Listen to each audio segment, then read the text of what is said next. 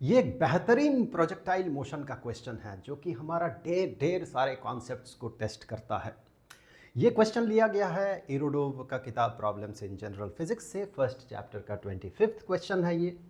यहाँ पर ये इस क्वेश्चन में ऐसा दिख नहीं रहा है कि सवाल प्रोजेक्टाइल मोशन से है, लेकिन जैसे ही आप इस मूविंग पार्टिकल का जो ट्रैजेक्टरी है, जो पाथ है, उसे प्लॉट करेंगे और समय के साथ पार्टिकल कहाँ कहाँ पर है उसे जैसे ही आप प्लॉट करेंगे तो आपको उसका ट्रैजेक्टरी कुछ ऐसा दिखेगा। प्रोजेक्टाइल मोशन में ऐसा ही ट्रैजेक्टरी हमें मिलता है और समय के साथ साथ पार्टिकल को जब हम छोड़ देंगे, यानी कि समय के साथ इसे मूव होने देंगे, तो इसका मोशन कुछ ऐसा दिखेगा। ये दरअसल प्रोजेक्टाइल मोशन का क्वेश्चन है, but disguised as something else. ऐसा दिख रहा है मानो ये कुछ और है। खैर, जब ये डिस्गाइज्ड है तो हम उसे भी सम्मान देंगे और हम लोग इसे बिल्कुल एक जो जनरल तरीका होता है इस तरह के प्रॉब्लम को अप्रोच करने का, उस जनरल तरीके से आगे बढ़ेंगे। जहाँ जहाँ हमें ऐसा लगेगा, हम लोगों को ऐसा लगेगा कि यहाँ प्रोजेक्टाइल मोशन जैसा कुछ दिख रहा है, तो ऑफ कोर्स हम लोग वहाँ पर उस पर डिस्कशन करेंगे, वो पॉइंट आउट करेंगे। खैर, शुरुआत करते हैं। क्वेश्चन में कहा गया एक पॉइंट है जो कि एक्स वाई प्लेन में मूव कर रहा है। According to the law x is equal to a t. चलिए मैं क्या करता हूँ, इसे के टी बना देता हूँ, ए टी नहीं, बड़ा कन्फ्यूजन होता है। ए एक्सेलरेशन के लिए अगर हम लोग रिजर्व रखें तो ज़्यादा बेहतर होगा, क्योंकि वही हमारा करंट या मॉडर्न प्रैक्टिस है। वेल, एक्स बॉडी का जो पोजीशन है, अलग अलग समय जो पोजीशन है, उसका X coordinate is K T and Y coordinate is K T into 1 minus alpha T. ये अल्फा है, दिस इज अल्फा, जहाँ पर कि के और अल्फा जो है, K and alpha are positive constants, T is time. Find the equation of the points trajectory Y. Y is a function of X, इस तरह से उसे रिप्रेजेंट करना होगा। जबकि गिवन क्या है, गिवन है बॉडी का जो एक्स, जो हॉराइजेंटल पोजीशन है x, that is equal to k t, okay, and body का जो वर्टिकल पोजीशन होगा समय के साथ साथ, वो हो जाएगा के टी, अंदर घुसा देते हैं ब्रैकेट के अंदर, के T minus alpha k T squared. तो यहाँ से भी आपको दिख रहा होगा, यहाँ से आपको दिख रहा, हमने प्रोजेक्टाइल मोशन में ये पढ़ा था कि बॉडी को अगर प्रोजेक्ट कर दें हम लोग एक सर्टेन एंगल में, तो फिर उसका एक इनिशियल वेलोसिटी का वर्टिकल कंपोनेंट और हॉराइजेंटल कंपोनेंट होता है। सो बॉडी का जो हॉराइजेंटल डिस्प्लेसमेंट होता है वो होता है द इनिशियल वेलोसिटी का हॉराइजेंटल कंपोनेंट इनटू टाइम। कुछ ऐसा ही हमें दिख रहा है, as if this k is the horizontal component of initial velocity, and y is equal to initial velocity into time। यहाँ पर initial velocity of course vertical velocity है, because vertical position की बात किया जा रहा। initial velocity का vertical component into time minus alpha k t squared, half into acceleration into time squared, initial velocity into time minus half into acceleration due to gravity into time squared. That mean ये एक vertical motion को represent कर रहा है, vertical motion को, and ये एक constant velocity से हॉराइजेंटल मोशन को रिप्रेजेंट कर रहा है। आप जानते हैं ये प्रोजेक्टाइल मोशन में ऐसा हम लोग करते हैं। ये ऑफ कोर्स प्रोजेक्टाइल मोशन का क्वेश्चन है। एंड इंटरेस्टिंग बात, आप गौर से देखें कि this is the vertical component of horizontal component of initial velocity, and this is the vertical component of the vertical component of initial velocity। याद रखें, ये आगे काम आएगा, दोनों बराबर है। so v naught cosine of theta and v naught sine of theta both are the same, दोनों सेम है, याद रखें, फायदे में रहेंगे आगे चल के।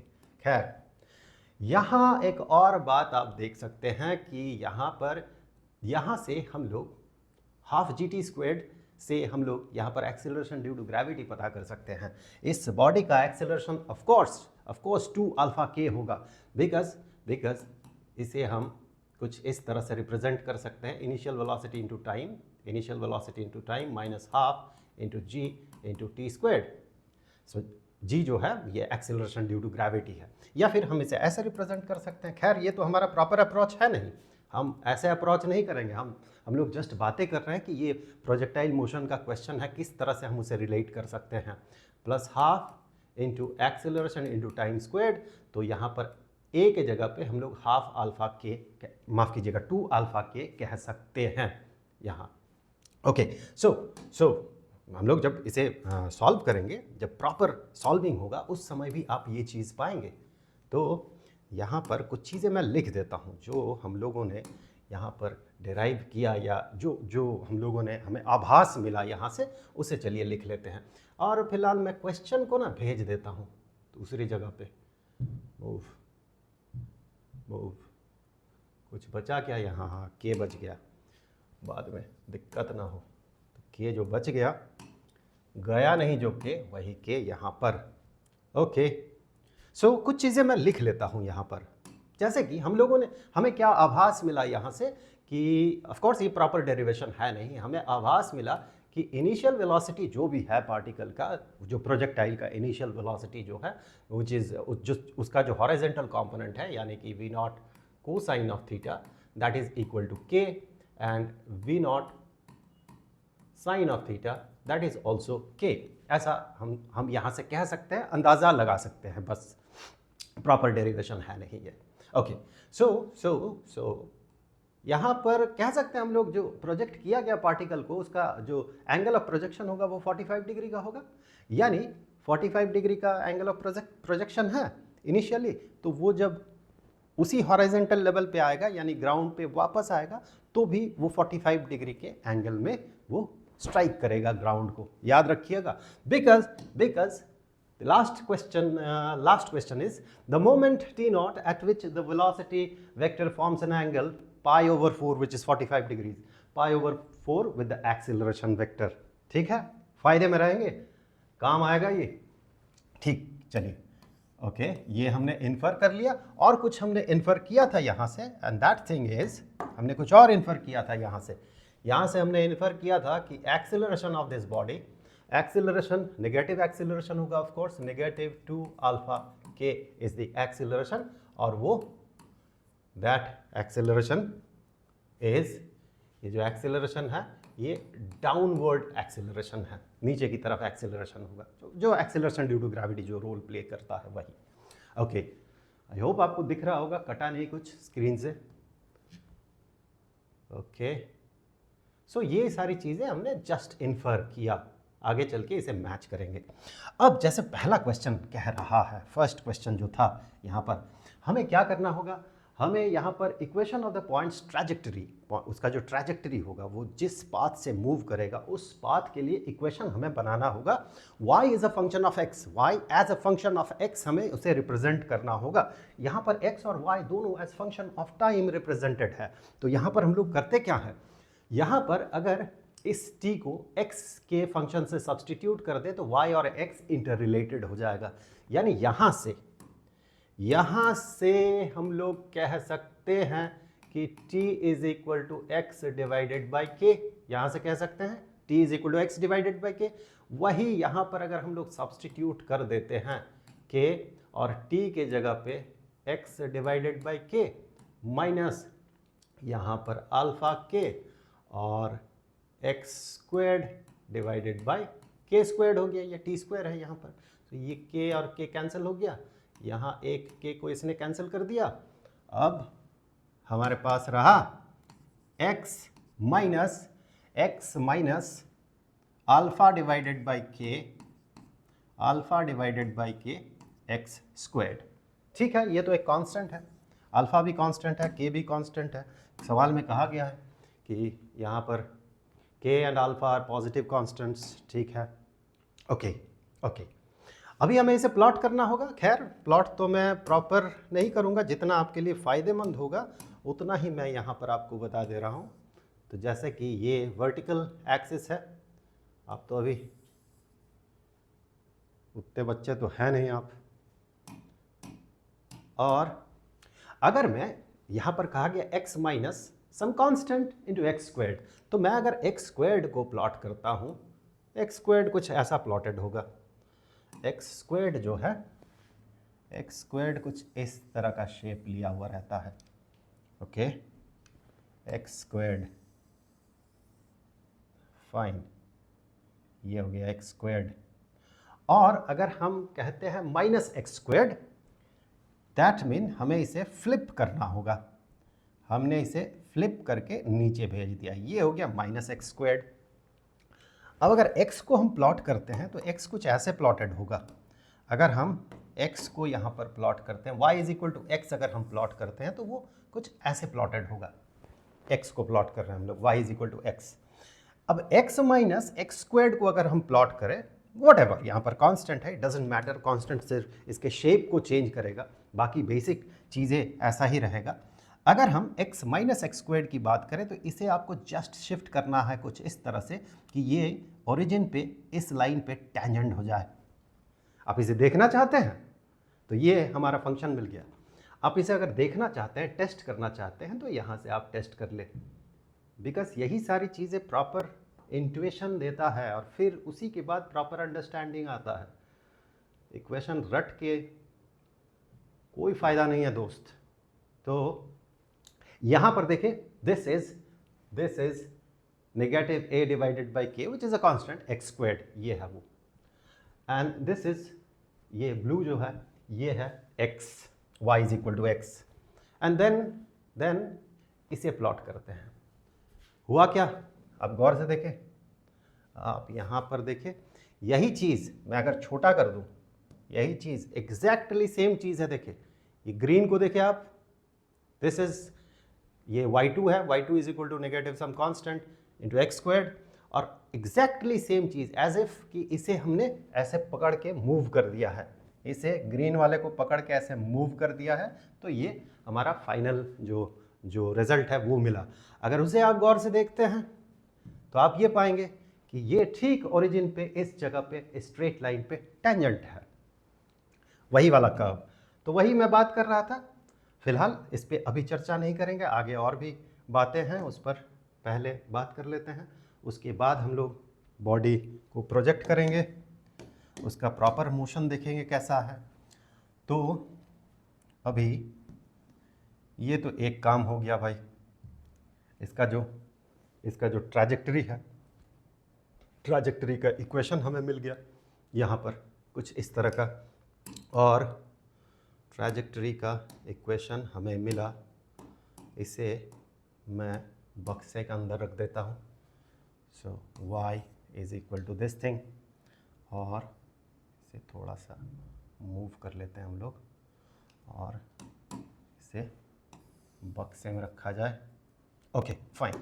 सो अब हमें क्या करना है, इसके बाद सवाल में क्या कहा गया है, इसके बाद सवाल में कहा गया है पता करो velocity and acceleration of the point as function of time. ठीक है, हमें क्या पता करना है, velocity as vector, velocity as vector as function of time, and acceleration as vector, पूरा का पूरा एक्सेलरेशन, होल एक्सेलरेशन पता करना है as vector and function of time. अगर है तो, अगर एक्सेलरेशन टाइम का फंक्शन है तो खैर।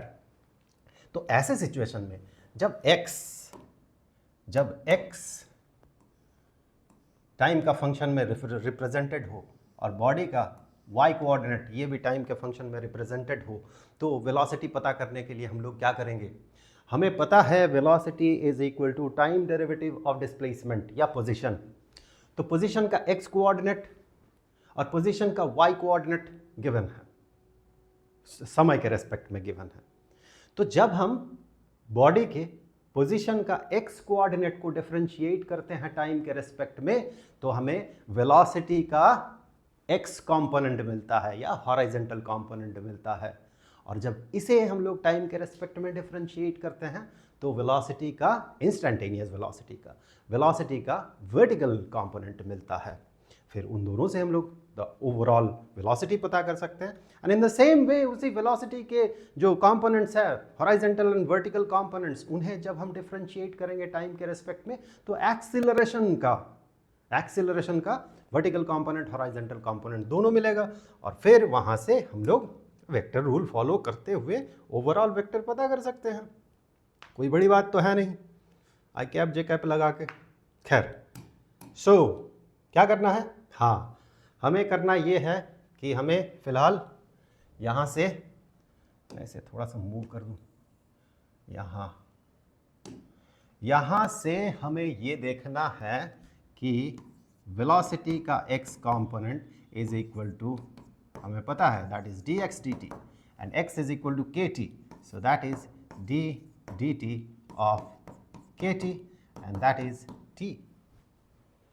सो वेलोसिटी का x कंपोनेंट, उसी तरह से एक्सीलरेशन का भी x कंपोनेंट हम पता कर सकते हैं अगर हम वेलोसिटी के x कंपोनेंट को टाइम के रेस्पेक्ट में डिफरेंशिएट कर दें।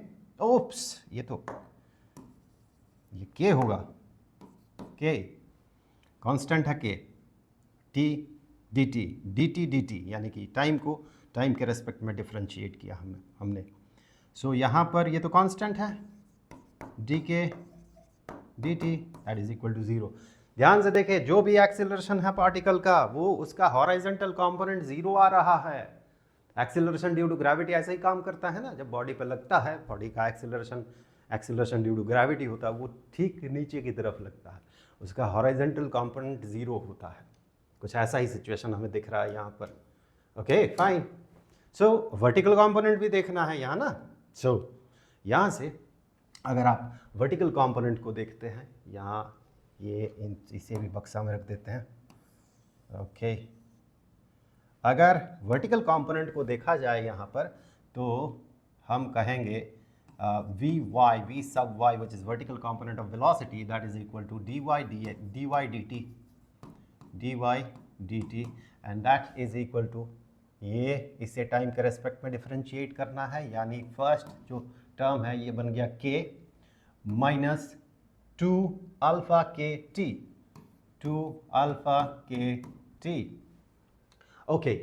ओके, सो ये वेलोसिटी का वर्टिकल कंपोनेंट हो गया। अब एक्सीलरेशन का अगर आप वर्टिकल कंपोनेंट देखते हैं तो वेलोसिटी के वर्टिकल कंपोनेंट को टाइम के रेस्पेक्ट में डिफरेंशिएट करना है। ये कांस्टेंट है, ये 0 बन गया और ये बन गया 2 अल्फा के। Okay fine. सो एक्सीलरेशन को ध्यान से देखें, एक्सीलरेशन का हॉरिजॉन्टल कंपोनेंट 0 है एंड एक्सीलरेशन का vertical component is negative 2 alpha k. ठीक है, it behaves like acceleration due to gravity. हमने क्या प्रेडिक्ट किया था कुछ देर पहले, आभास हमें क्या मिला था इस पूरे इक्वेशन को देखकर कि acceleration is equal to negative 2 alpha k, और वो भी नीचे की तरफ, हॉरिजॉन्टल कंपोनेंट इज 0। ठीक, ओके, सर बक्से बंद कर दे इसे।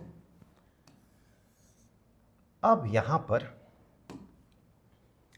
पर हमें वेलोसिटी एज वेक्टर पता करना है, वेलोसिटी एज वेक्टर और एक्सीलरेशन एज वेक्टर।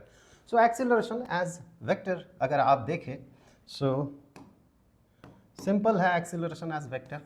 सो एक्सीलरेशन वेक्टर, हॉरिजॉन्टल कंपोनेंट 0 है तो 0 आई कैप, वर्टिकल कंपोनेंट जो है ये है, so this one J cap. सो ये हो गया, ये हमें मिल गया एक्सीलरेशन का एज वेक्टर।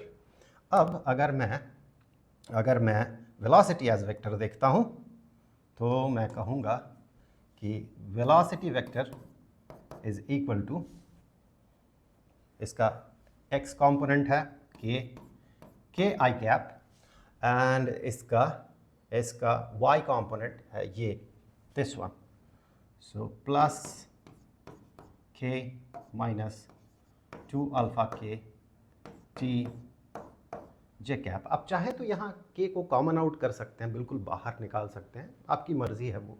ठीक है, ओके। अब यहाँ पर इसे भी बंद कर देते हैं। सो ये वेलोसिटी एज वेक्टर हुआ, यही हमें पता करना था, acceleration as vector and as a function of time. ये तो फंक्शन ऑफ टाइम है नहीं वैसे, this is a constant acceleration and velocity as a function of time. ठीक है, ओके, एक्सीलरेशन, हाँ ठीक है, velocity as function of time. Well, अगर वेलोसिटी का मैग्नीट्यूड भी यहाँ पूछा जा रहा हो हमने तो वेलोसिटी वेक्टर पता कर लिया। अगर वेलोसिटी का मैग्नीट्यूड भी पता करना हो तो यहाँ से हम बड़े आसानी से पता कर सकते हैं।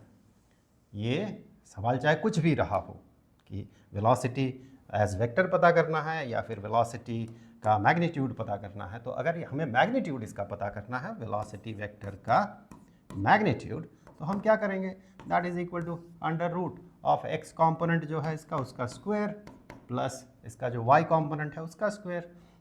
सो यहाँ से अगर मैं k को कॉमन ले लेता हूँ तो कुछ ऐसा दिखेगा ये 2 alpha T.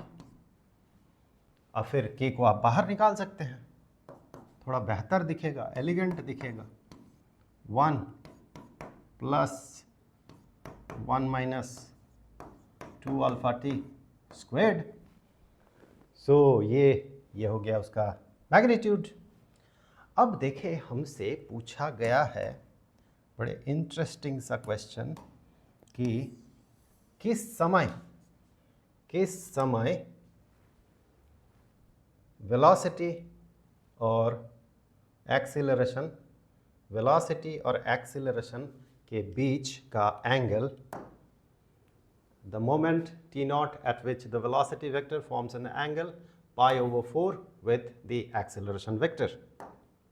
Okay, pi over 4 with acceleration vector, मतलब वेलोसिटी और एक्सीलरेशन के बीच का एंगल 45 डिग्री होगा कब? हमें एक बार आभास मिला था ना शुरू में कि जो फेंका गया बॉडी को, प्रोजेक्टाइल को, उसका जो एंगल ऑफ प्रोजेक्शन है वो 45 डिग्री का है। ऐसा तो हमने यहाँ से देखा था, एक अंदाज़ा हुआ था देखकर, पूरा इक्वेशंस को देखकर। यानी जब at the initial point of time वो तो 45 डिग्री का एंगल बना रहा है। जैसे कि मैं इसे थोड़ा सा आपको समझाने के लिए बेहतर ड्रॉ कर देता हूँ। सो प्रोजेक्टाइल जो है, लेट अस से ये ग्राउंड है और ये रहा प्रोजेक्टाइल, ये कुछ ऐसे, ये प्रोजेक्टाइल कुछ ऐसा।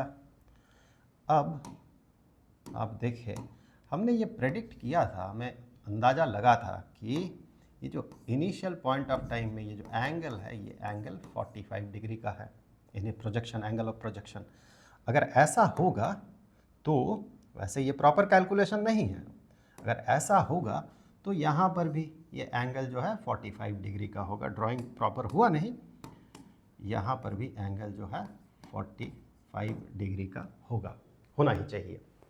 सो यहाँ पर हम कह सकते हैं कि at time is equal to 0 में, हाँ यहाँ पर देखिए एक्सीलरेशन तो नीचे की तरफ है, एक्सीलरेशन वेक्टर को अगर देखें ये वर्टिकली डाउनवर्ड्स है, तो यहाँ पर इन दोनों वेक्टर्स के बीच का अगर आप एंगल देखते हैं तो यहाँ पर आप पाएंगे कि ये जो एंगल है, ये angle of course not 45 degree, यहाँ पर एंगल जो है it is 90 degree plus 45 degree, लेकिन यहाँ पर जो एंगल है वेलोसिटी वेक्टर और एक्सीलरेशन वेक्टर के बीच, यहाँ पर वेलोसिटी वेक्टर और एक्सीलरेशन वेक्टर के बीच का जो एंगल है, of course that is 45 degrees. यानी ये प्रोजेक्टाइल जब यहाँ पर गिरेगा, ये तो हम लोग आगे इस तरीके से भी पता लगा सकते हैं इस चीज़ को, लेकिन जो प्रॉपर मैथमेटिकल वे है इस क्वेश्चन को, जिस तरह से इसे रिप्रेजेंट करवाया गया है, उस तरीके से, उस नज़रिए से अगर हम इसे सॉल्व करते हैं, यानी कि pure mathematical way of solving, तो हम क्या पाते हैं, यहाँ पर हम क्या कर सकते हैं, हमारे पास क्या उपाय है। यहाँ पर एक बात तो हम ये कह सकते हैं कि यहाँ से कह सकते हैं कि एक्सीलरेशन डाउनवर्ड्स है, एक्सीलरेशन नीचे की तरफ है, वर्टिकली नीचे की तरफ, और वेलोसिटी वेक्टर, अगर वेलोसिटी वेक्टर को उसके साथ 45 डिग्री का एंगल बनाना है, अगर बनाना है, देन सिचुएशन जो है, सिचुएशन कुछ ऐसा होना होगा कि ये तो एक्सीलरेशन वेक्टर नीचे की तरफ, अगर इसके साथ 45 डिग्री का एंगल बनाना है, अगर वेलोसिटी वेक्टर, इसे मैं दूसरे कलर से, अगर वेलोसिटी वेक्टर 45 डिग्री का एंगल बनाएगा, या तो इस तरह से बना सकता है वो, या फिर इस तरह से बना सकता है वो, ठीक है, ओके। तो अगर आप यहाँ कंडीशन देखते हैं, इसका हॉराइजेंटल कंपोनेंट को अगर आप देखते हैं, माफ़ कीजिएगा, वर्टिकल कंपोनेंट वेलोसिटी का और हॉराइजेंटल कंपोनेंट इस वेलोसिटी का, इन दोनों को बराबर होना होगा, तब जाके ये 45 डिग्री का एंगल बनेगा। ये दोनों कंपोनेंट्स जो है, इन दोनों कंपोनेंट्स को इक्वल होना होगा, इसके बराबर इस कंपोनेंट को होना होगा। ये तो एक्सीलरेशन वेक्टर है, उसे हटा देते हैं, तो इस कंपोनेंट के बराबर इस कंपोनेंट को होना होगा, तब जाके 45 डिग्री का यहाँ पर एंगल बनेगा। या फिर ऐसा भी हो सकता है, या फिर इस कंडीशन को अगर देखा जाए, इस कंडीशन को, ये भी तो 45 डिग्री का एंगल बना रहा है, तो ये जो है, ये जो वर्टिकल कंपोनेंट और हॉराइजेंटल कंपोनेंट, हाँ इस केस में मैंने बराबर कह दिया, लेकिन अगर साइन को आप कंसिडर करें तो ये पॉजिटिव और ये नेगेटिव होगा। This positive and this is negative component, मतलब एक कंपोनेंट इज इक्वल टू दूसरे कंपोनेंट इंटू -1 इस केस में, जबकि इस केस में दोनों कंपोनेंट्स एक दूसरे के साथ बराबर होगा, एग्जैक्टली सेम हो रहा है दो कंपोनेंट्स। ठीक है, उस तरीके से हम आगे बढ़ के देख सकते हैं क्या होता है इस अप्रोच से। फिर एक दूसरा तरीका है डॉट प्रोडक्ट, जो कि एकदम स्टैंडर्ड तरीका है। यहाँ 45 डिग्री है तो हम इसे आसानी से अप्लाई कर रहे हैं, वैसे थोड़ा कॉम्प्लिकेटेड होता तो फिर ये सारे तरीके एप्लीकेबल नहीं होता, उस समय हमें डॉट प्रोडक्ट पता करना होता। खैर उस पर भी बात करेंगे हम लोग। खैर ओके, सो हमने कंडीशन क्या देखा कि किस समय 45 डिग्री का एंगल होगा फॉर 45 डिग्री, या फिर कैसे कहें, एंगल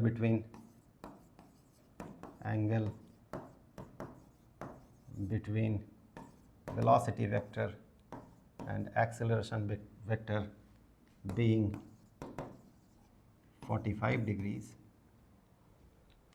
इसके लिए कंडीशन हमने क्या देखा था, इसके लिए हमने देखा था एक कंडीशन तो होगा वेलोसिटी का y component should be equal to negative of velocity का x कंपोनेंट, या फिर ये दोनों एग्जैक्टली बराबर होगा। ओके, अगर मैं पहला कंडीशन देखता हूँ, ये वेलोसिटी का हॉरिजॉन्टल कंपोनेंट एंड ये वर्टिकल कंपोनेंट है, अगर मैं पहला ये वाला कंडीशन अगर मैं देखता हूँ तो ये और ये अगर बराबर हो गया तो 0 is equal to negative this thing.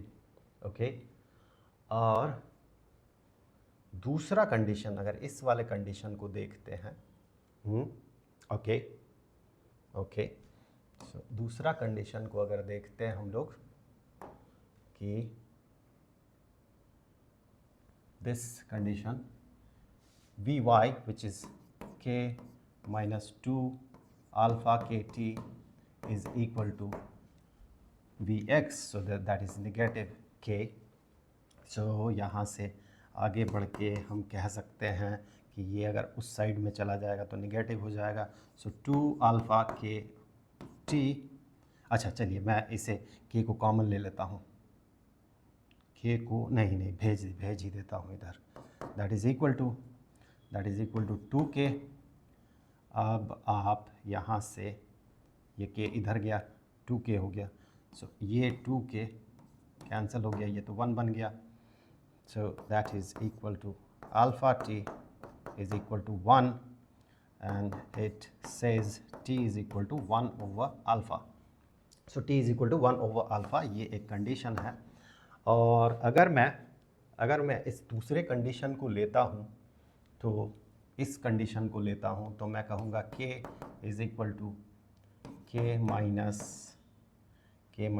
2 alpha kt, तो यहाँ से ये कैंसिल हो जाएगा, दैट मीन इसे अगर इस साइड में ले जाएं तो ये 0 हो गया। सो ये इंडिकेट कर रहा है कि 2 alpha k t is equal to 0। Okay, ये रेफ़र कर रहा है कि t is equal to 0, that mean at time is equal to 0 ये 45 डिग्री का एंगल बनाएगा कह रहा है, लेकिन ये 135 डिग्री का एंगल बन रहा। हम उस जो फिगर हमने ड्रॉ किया था वहाँ से अगर हम देखें, या फिगर जो हमने जो डेस्मॉस में बनाया था उसे अगर हम देखें तो हम वहाँ पाते हैं कि वहाँ ये एक्सेलरेशन नीचे की तरफ और ये इस तरह से ये एंगल 45 डिग्री का था। दैट मीन ये पूरा एंगल 135 डिग्री का होगा। सो ये वैलिड नहीं है, खैर ये वैलिड नहीं होगा। ठीक, ओके, तो फाइन, यहाँ से आगे बढ़ते हैं। हाँ, इसे अगर प्रॉपरली हम इसे डिराइव करना चाहते हैं, proper derivation t is equal to 1 over alpha, ये प्रॉपरली डिराइव अगर करना चाहते हैं तो फिर हम यहाँ से कह सकते हैं, हमारा अप्रोच क्या होगा कि दोनों v और एक्सेलरेशन एज वेक्टर हमारे पास है, तो हम वहाँ से कह सकते हैं, हमें पता है कि velocity dotted with acceleration when दोनों के बीच का एंगल हमें पता करना है, that is equal to v vector का मैग्नीट्यूड a वेक्टर का magnitude into cosine of angle between them. जब एंगल 45 डिग्री का होगा when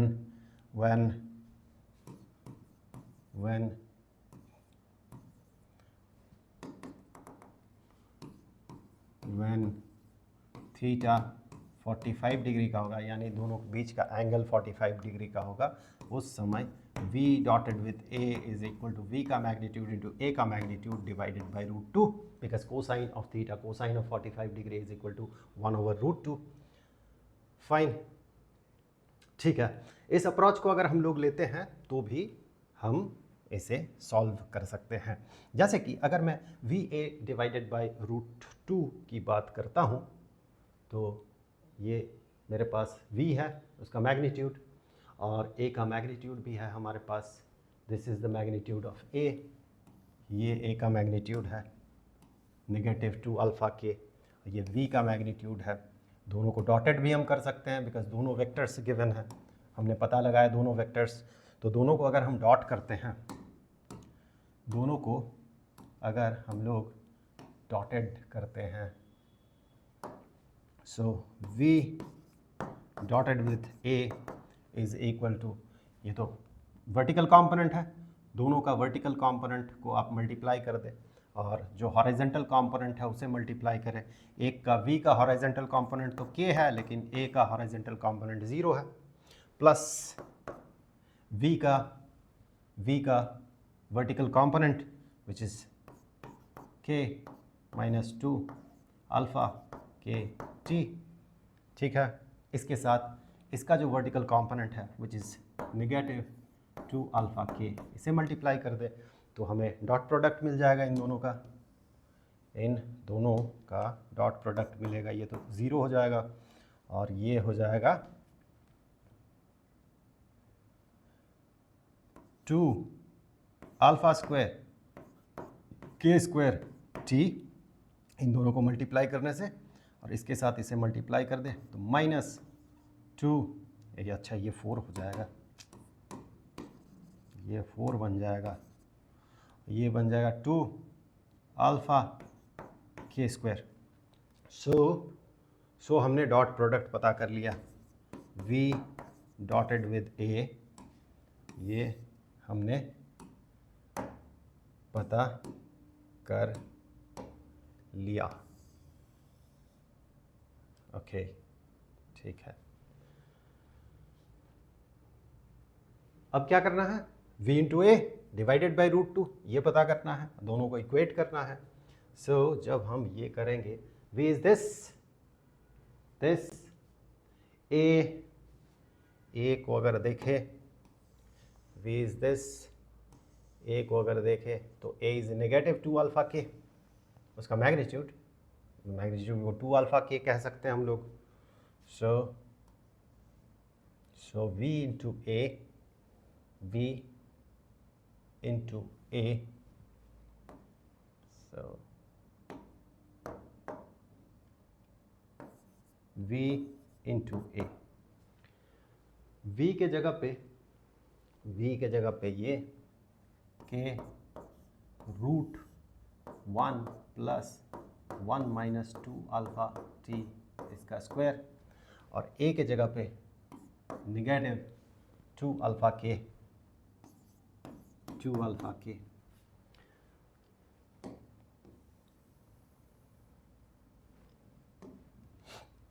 तो यहाँ से हमें मिलेगा negative 2 alpha k square under root 1 plus 1 minus 2 alpha t का स्क्वायर। अब आप यहाँ से देखें, अगर मैं डिवाइडेड बाय रूट 2 कहता हूँ, दैट मीन दिस थिंग, इसे पता करता हूँ v a divided by root 2, that is equal to यहाँ से कुछ छूटा है क्या? मुझे लग रहा है कुछ छूट रहा है, something is missing, something is missing. अच्छा, ओके, अच्छा, इसे एक्सपैंड कर देना चाहिए था मुझे, तो फ़ायदे में रहते। इसे अगर एक्सपैंड कर देते तो हम लोग फ़ायदे में रहते। Negative 2 alpha k square under root 1 plus 1 का स्क्वायर 1 प्लस 4 इसका square plus 4 alpha square t square minus 4 alpha T. तो यहाँ से ये तो 2 बन गया, इसे हटा देते हैं, ये बन गया 2 को बाहर निकाल देते हैं, 2 को कॉमन आउट कर देते हैं, that is equal to negative 2 alpha k square root 2, और 2 को हमने कॉमन आउट किया, 1 plus 2 alpha square t square minus 2 alpha t. अब इस वाले रिलेशन पे आते हैं, दिस रिलेशन। वो रिलेशन कहता है कि v dotted with a is equal to उन दोनों का मैग्नीट्यूड का product divided by root 2।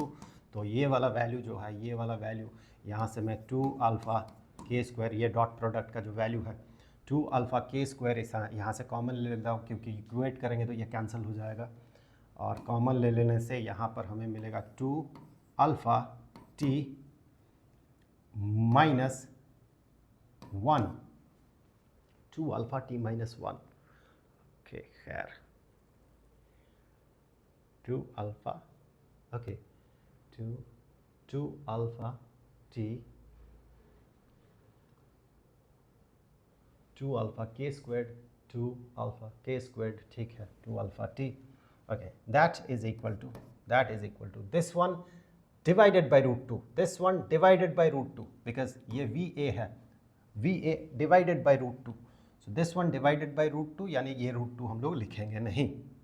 Negative 2 alpha k squared under root 1 plus 2 alpha square t square minus 2 alpha t, okay fine. ये जो है ये कैंसिल हो गया, नेगेटिव अंडर रूट दिस ये बचा हुआ है, तो उस स्क्वायर रूट को हटाने के लिए हम लोग स्क्वायर कर देंगे दोनों तरफ। इसे स्क्वायर करने से हमें मिलेगा 4 alpha square t square minus 4 alpha t plus 1, that is equal to, इसे स्क्वायर करने से 1 plus 2 alpha square t square minus 2 alpha t, okay fine.